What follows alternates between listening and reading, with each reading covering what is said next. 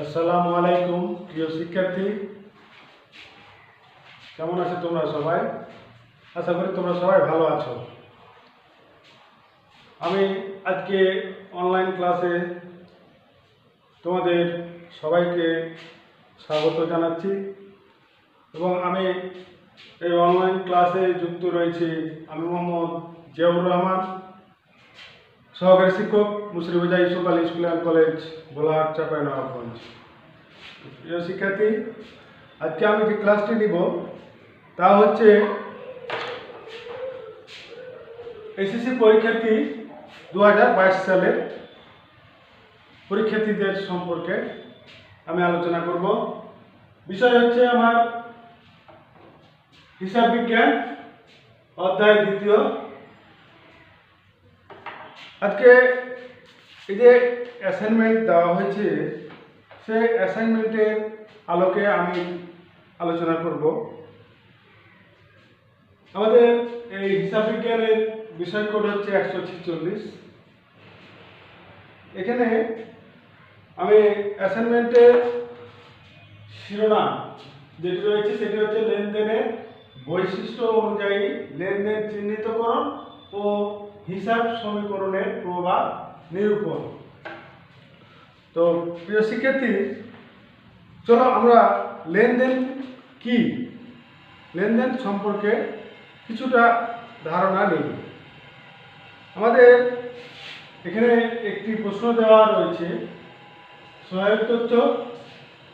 একটি একমালিকানা ব্যবসায় 2020 সালের মে মাসে কয়েকটি ঘটনা নিরূপণ, অর্থাৎ কয়েকটি ঘটনা দেওয়া আছে। সেই ঘটনাগুলোকে আমরা সমীকরণে নিয়ে যাব, সমীকরণ থেকে তা বিশ্লেষণ করব। প্রথমে আমাদের আলোচনা করতে হবে লেনদেনের ধারণা, অর্থাৎ লেনদেন কি। সাধারণ অর্থে লেনদেন হচ্ছে অর্থের অঙ্কে পরিমাপযোগ্য ঘটনা যা ব্যবসায়ের আর্থিক অবস্থার পরিবর্তন ঘটায়, তাকে আমরা লেনদেন বলবো। এছাড়াও ব্যাপক অর্থে বলা যায় অর্থের আদান প্রদান, অর্থের মাপকাঠিতে পরিমাপযোগ্য কোনো ব্যবসায় প্রতিষ্ঠানের ঘটনা, সেবা ইত্যাদি আদান প্রদানের মাধ্যমে কোনো প্রতিষ্ঠানের আর্থিক অবস্থার পরিবর্তন ঘটালে সেটাকে আমরা লেনদেন বলবো। তো প্রিয় শিক্ষার্থী, লেনদেনের আবিধানিক অর্থ হলো দেওয়া এবং নেওয়া। এক ব্যক্তি পণ্য গ্রহণ করবে, আর এক ব্যক্তি পণ্য প্রদান করবে, এইটাই হলো লেনদেন। তো লেনদেনের কিছু প্রকৃতি বা বৈশিষ্ট্য রয়েছে, সেগুলো সম্পর্কে আমরা জেনে নিই।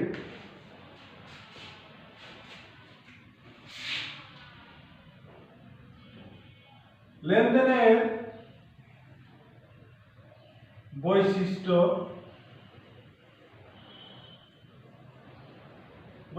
হচ্ছে লেনদেনটি হতে হবে অর্থের অঙ্কে পরিমাপযোগ্য। অর্থের অঙ্কে পরিমাপযোগ্য।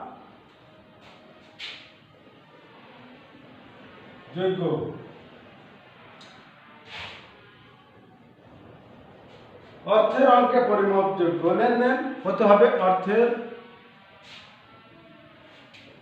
অঙ্কে পরিমাপযোগ্য। কারণ যে কোনো ঘটনা ঘটলে যদি সেখানে অর্থের পরিমাণ না থাকে, তাহলে সেটাকে আমরা লেনদেন বলবো না।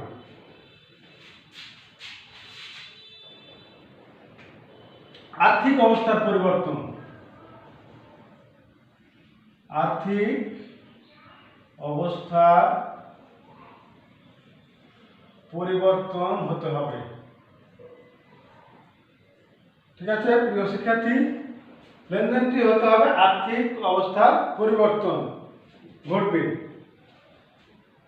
এছাড়াও লেনদেন হতে হবে দ্বৈত সত্তা। লেনদেন হতে হবে দ্বৈত সত্তা।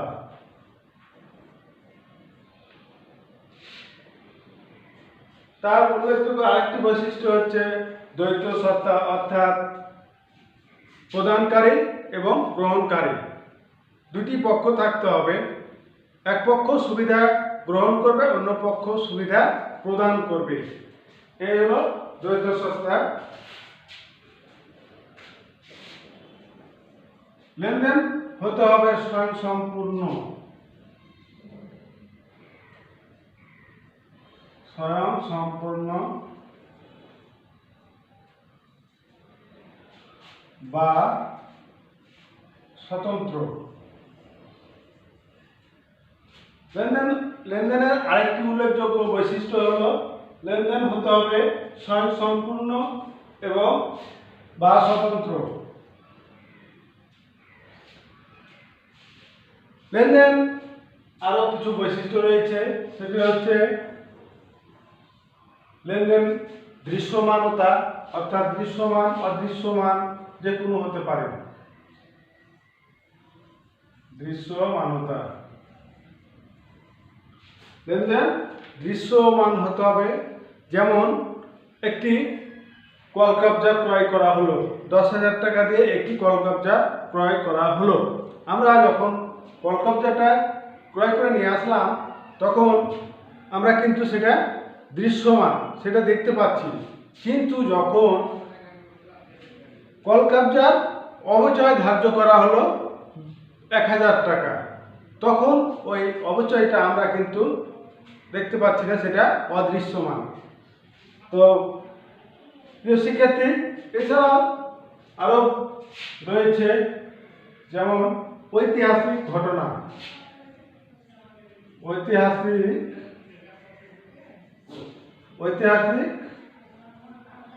ঘটনা। তাছাড়া লেনদেন হতে হবে হিসাব সমীকরণের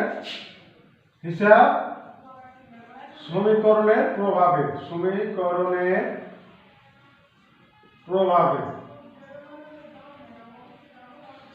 এটি হলো লেনদেনের বৈশিষ্ট্য। তো প্রিয় শিক্ষার্থী, আজকের মতো সংক্ষিপ্ত বৈশিষ্ট্য আলোচনা করলাম। এবার তারপরে যে প্রশ্ন রয়েছে সেটি হচ্ছে লেনদেন চিহ্নিতকরণ। আমরা কিভাবে লেনদেন চিহ্নিত করব? লেনদেনের চিহ্নিতকরণের জন্য রয়েছে একটি সূত্র, সেটি আমরা দেখব। তোমরা বাসায় খাতা কলম এবং পাঠ্য বইটি নিয়ে দেখো। হিসাব সমীকরণ, লেনদেনের চিহ্নিতকরণ। আমরা কিভাবে লেনদেন চিহ্নিত করব? এখানে কিছু ঘটনা দেওয়া আছে।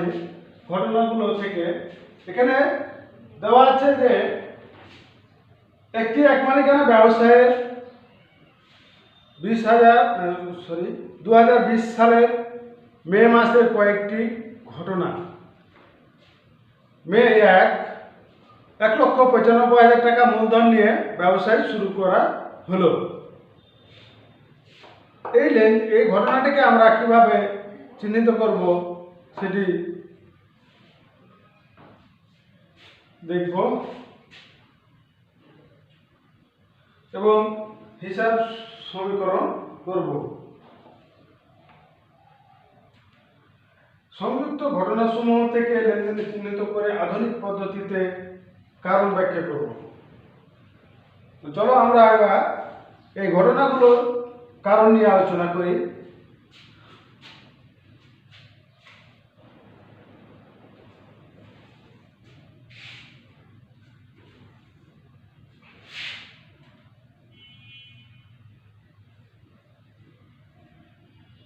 তারিখ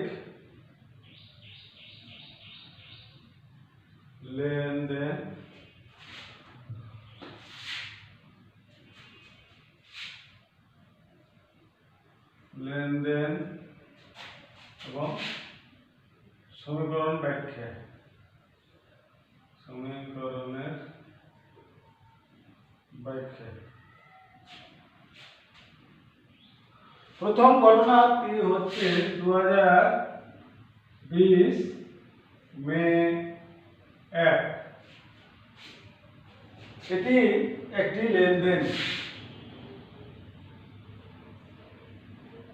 লেনদেন কারণ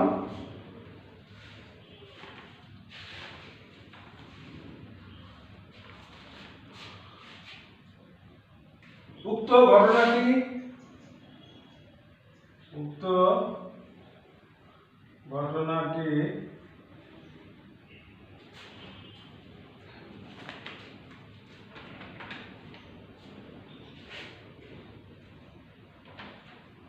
নগদ অর্থ, এখানে বলা হয়েছে 1,95,000 টাকা মূলধন নিয়ে ব্যবসা শুরু করলো, অর্থাৎ এখানে উক্ত ঘটনাটিতে নগদ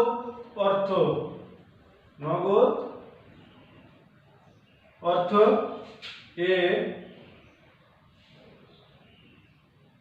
এবং মূলধন মালিকানা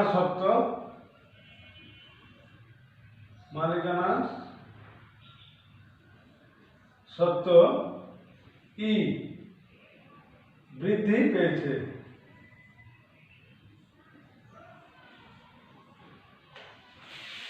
পরে তারিখ মে 3 নগদে পণ্য ক্রয় 60,000 টাকা। মে 3 নগদে পণ্য ক্রয় 60,000 টাকা। এখানে এটি একটি লেনদেন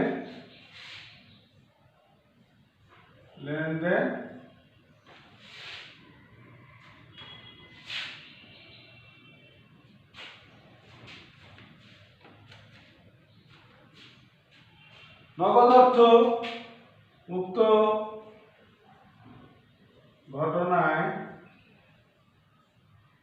ঘটনাটিতে নগদ অর্থ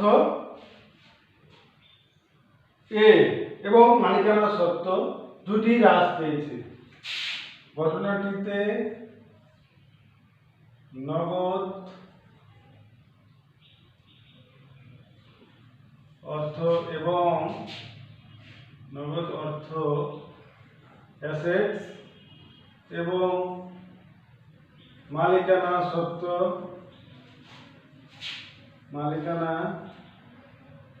সত্ত্ব ই উভয়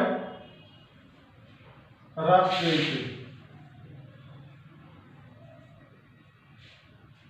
পরের ঘটনা বা লেনদেন সেটি হচ্ছে চেকে পণ্য বিক্রয় 45,000 টাকা। এখানে চেকে পণ্য বিক্রয় করার ফলে ব্যাংক জমা এবং মালিকানা সত্ত্ব ই বৃদ্ধি পেয়েছে। যেহেতু পণ্য বিক্রি করলে টাকা আসে, টাকাটা ব্যাংকে জমা দেওয়া হয়, সেহেতু মূলধনও বৃদ্ধি পাবে, আবার ব্যাংক জমাও বৃদ্ধি পাবে। পরে তারিখ মে 10 ব্যাংকে একটি হিসাব খোলা হলো 5,000 টাকা। এটি ব্যাংক জমা এবং মালিকানা সত্ত্ব দুটি বৃদ্ধি পাবে।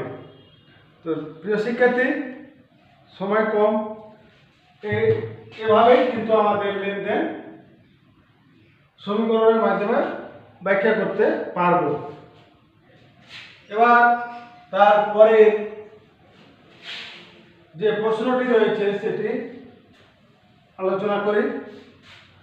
এখানে বলা হয়েছে লেনদেনের হিসাব সমীকরণ, অর্থাৎ সমীকরণটা আমরা দেখব।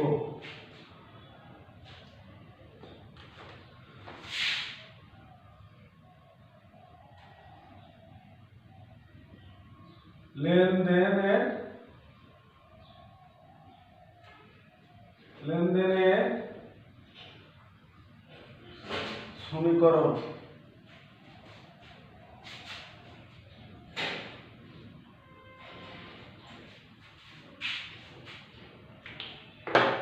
লেনদেনের সমীকরণ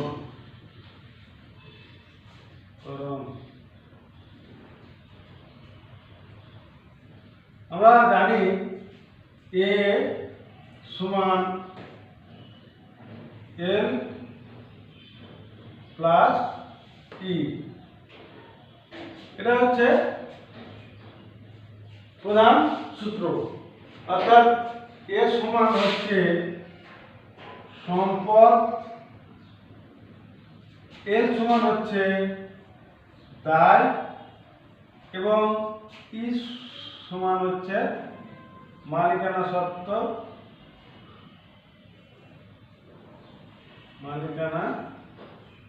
সত্ত্ব। তো প্রিয় শিক্ষার্থী,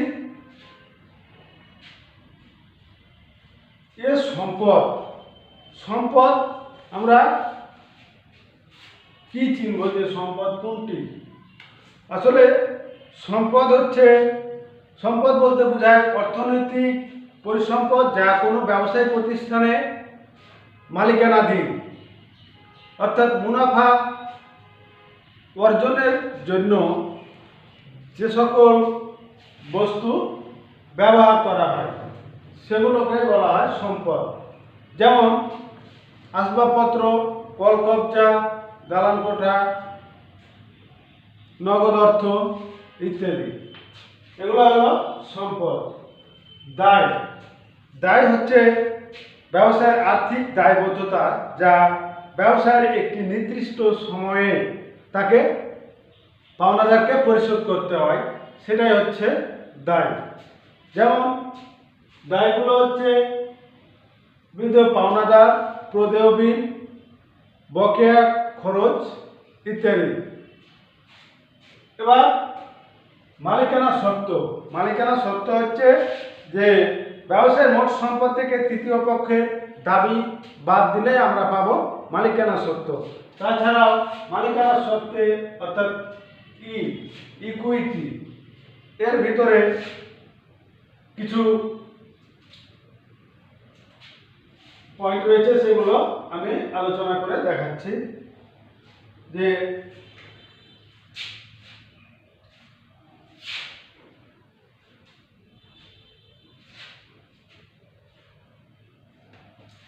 এ সমান বর্ধিত সমীকরণ,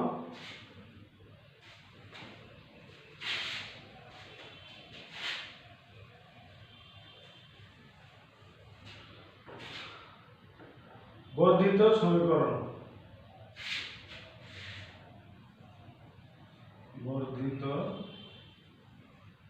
সমীকরণ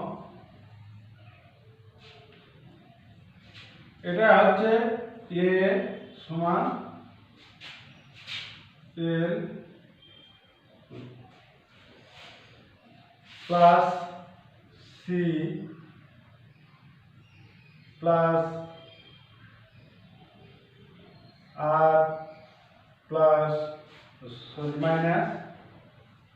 মাইনাস ইএক্স মাইনাস ডি।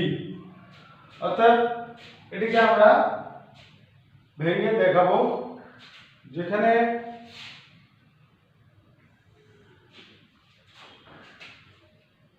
এ সমান হলো এস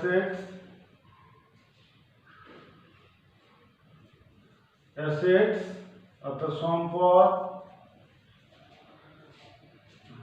তারপরে এর লায়াবিলিটি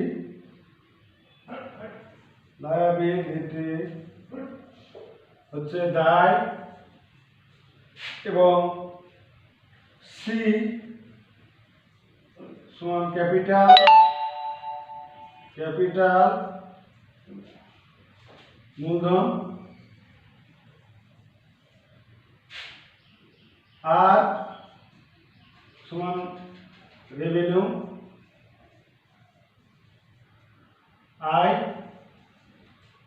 এক্সপেন্সেস, এক্স সমান হচ্ছে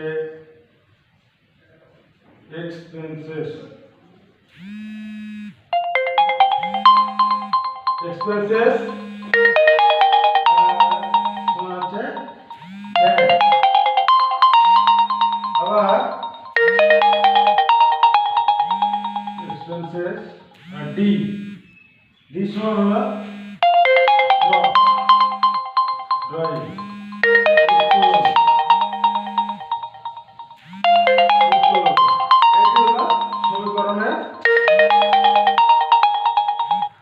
সমীকরণ দেখানো হলো। তো প্রিয় শিক্ষার্থী, এবার সব শেষের যেটি প্রশ্ন রয়েছে সেটি সম্পর্কে আলোচনা করি। যে আমাদের বলা হয়েছে যে হিসাব সমীকরণের লেনদেনের প্রভাব বিশ্লেষণ। আমরা লেনদেনটাকে প্রভাবে বিশ্লেষণ করব।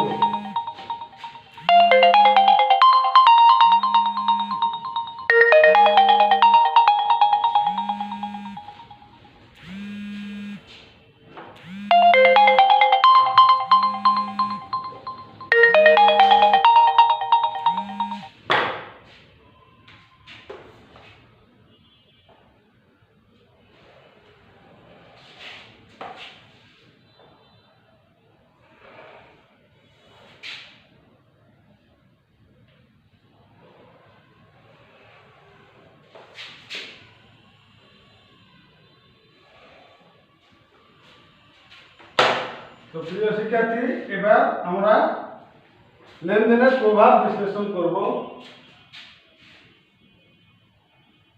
লেনদেনের প্রভাব বিশ্লেষণ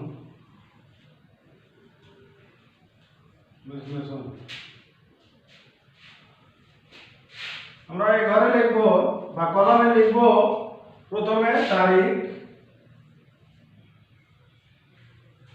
পরের কলামে লিখব উদ্বৃত্ত,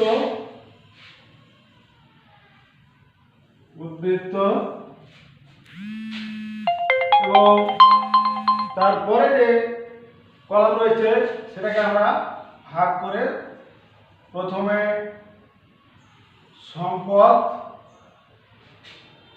সম্পদকে দুটি ভাগে ভাগ করব। আবার একটি হলো নগদ আর আরেকটি হলো ব্যাংক জমা।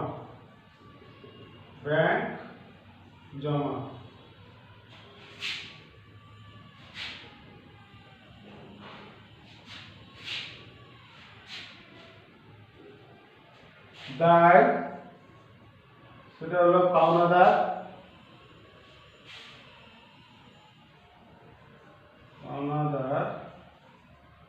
দায় মন্তব্য,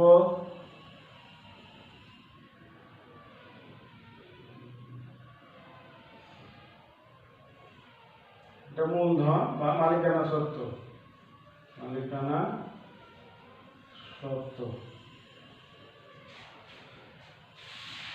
এই হলো আমাদের ছক। এবার আমরা এখানে দেওয়া রয়েছে যে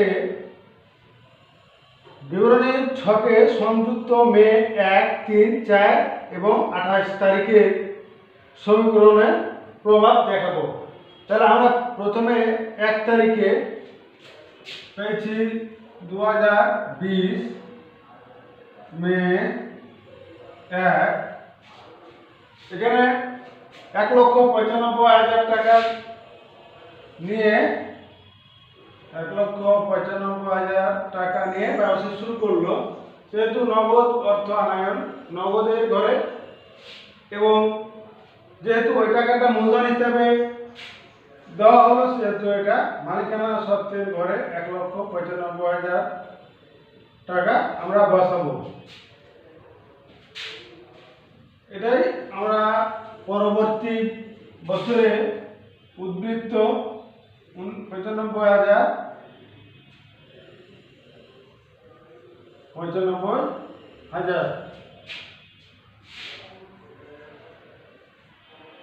তারপরে পরের তারিখে বলছে 3 তারিখে অ্যাসাইনমেন্টের লেনদেনে 3 তারিখে বলছে নগদে পণ্য ক্রয় 60,000 টাকা। আমরা যখন পণ্য ক্রয় করি তখন মে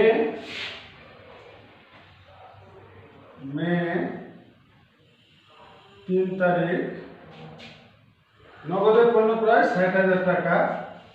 60,000 অর্থাৎ নগদ অর্থ কমে গেল, সাথে সাথে মূলধন 60,000 কমে গেল। তাহলে আমরা এখান থেকে বাদ দিলে পাবো 1,35,000 টাকা, অর্থাৎ 5 নেমে গেল, 9 থেকে 6 দিয়ে 3 এবং 1 নেমে গেল এখানে। তাই 1,35,000। পরে এটাই আমাদের উদ্বৃত্ত থাকলো। পরের তারিখ রয়েছে 4 তারিখ। এখানে বলা হয়েছে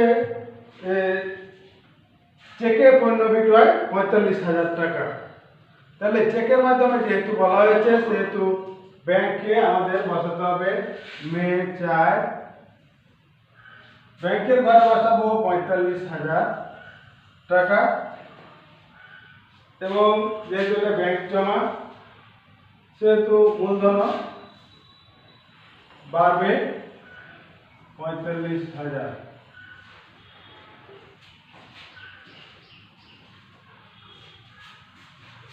তাহলে আমরা যোগ করে পাবো 1,80,000। এখানে 45,000 উদ্বৃত্ত, এখানে 1,35,000 উদ্বৃত্ত। প্রিয় শিক্ষার্থী, এরপরে আমাদের আরেকটা রয়েছে, সেটি হলো 28 তারিখে। 28 তারিখে মালিক কর্তৃক ব্যাংক থেকে উত্তোলন। যেহেতু ব্যাংক থেকে উত্তোলন করছে সেহেতু আমাকে ব্যাংক থেকে কমাতে হবে মে 28। এখানে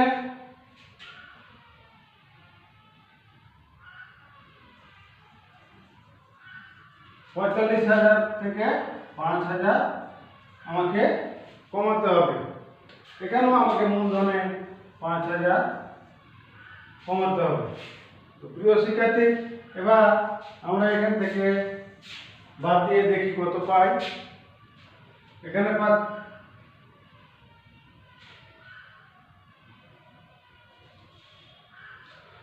পেলাম 40,000, এখানে পেলাম 1,35,000 এবং এখানে পেলাম 1,75,000।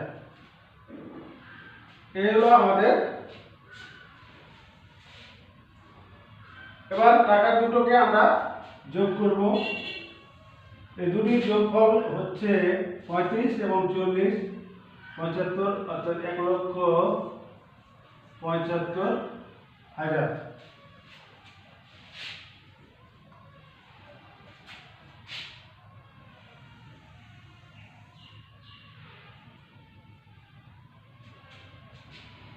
এখানে আমরা পেলাম 1,75,000। তাহলে আমরা উভয় দিকে দায় এবং সম্পদ একই সমান পাইলাম। তো সমীকরণের দুই পক্ষ সমান হবে। মোট টাকা আমাদের 1,75,000। তো এই হলো লেনদেন সমীকরণের প্রভাব বিশ্লেষণ। তো প্রিয় শিক্ষার্থী, তোমরা বাসায় সুন্দরভাবে পড়াশোনা করো। আমি যেভাবে করলাম ঠিক সেভাবেই করবা। এই বলে আমার আজকের ক্লাস শেষ করছি। সবাইকে ধন্যবাদ। আল্লাহ হাফেজ।